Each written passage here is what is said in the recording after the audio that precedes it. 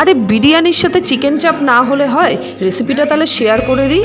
আদা, পেঁয়াজ, রসুন, কাঁচা লঙ্কা, তার সাথে পোস্ত আর কাজু, 2 চামচ আমুল দুধ খুব ভালো করে মিক্সিতে পেস্ট করে নিয়েছি। এদিকে হলুদ আর তেল দিয়ে মাখানো ছিল চিকেনটা।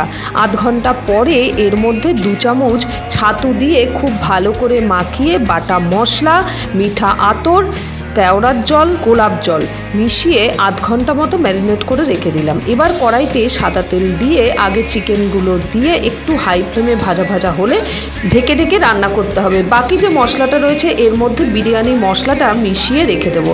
দেখেছো চিকেন থেকে তেল ছেড়ে দিয়েছে। এবার বাকি যে মশলাটা রয়েছে সেটা দিয়ে দেবো। পরিমাণ মতো সামান্য জল দিয়ে ঢেকে ঢেকে রান্না করে ভাজা ভাজা হলে এবার তুলে নেব একটা বোলে। আমি আগেই বেরেস্তা তৈরি করে রেখেছিলাম। এবার বেরেস্তা দিয়ে উপরটা গার্নিশ করে গরম গরম সার্ভ করে দাও। সাবস্ক্রাইব।